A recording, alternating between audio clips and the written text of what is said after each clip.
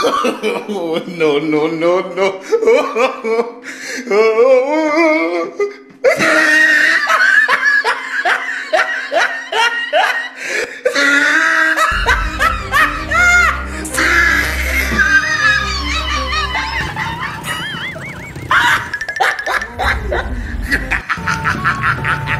Oh, you tried it.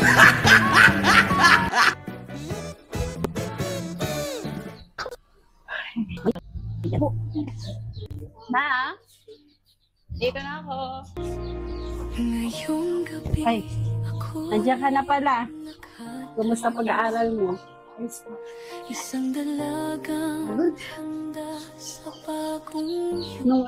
Nung isang araw pala pumunta dito si Edu.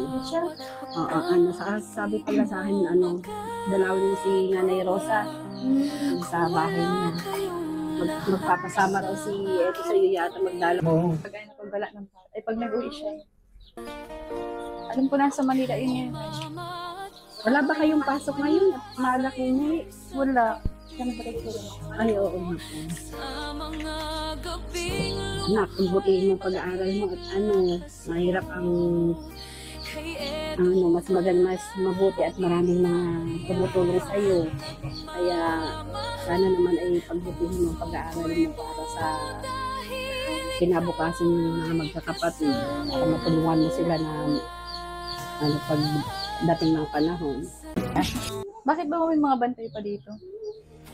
Yun yung gusto ni Edu, baka daw may ibang manliligaw sa iyo kaya yung pinapabantayan ka dito. Bihira. May aso na.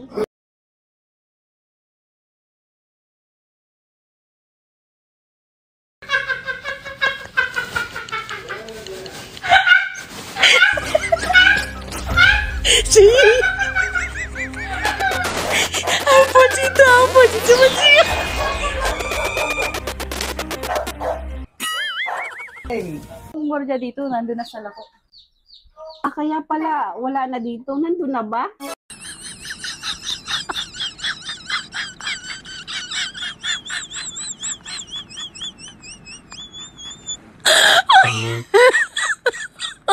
Oh my God.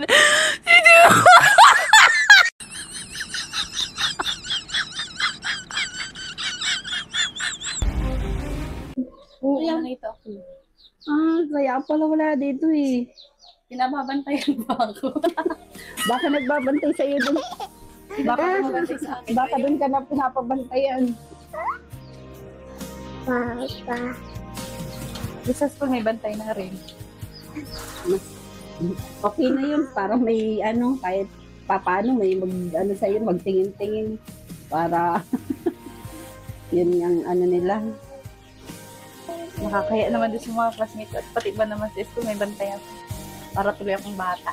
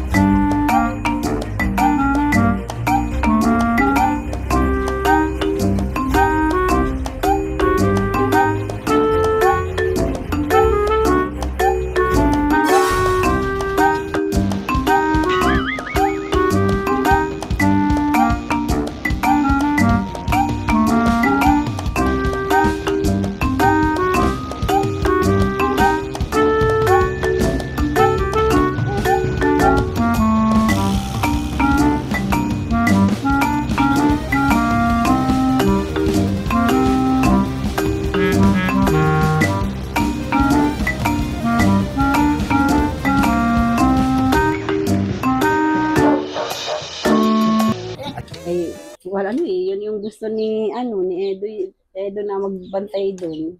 Yaan mo na lang siya kung anong gusto niya. O sige na, kainin mo na yung ice cream na binili ni Papa mo. Bye.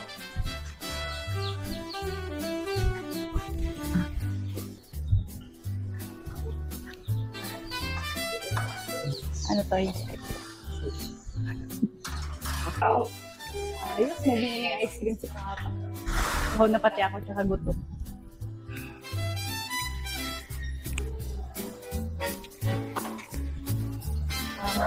Gutom na ako. Mahal-mahal talaga ako ni Papa.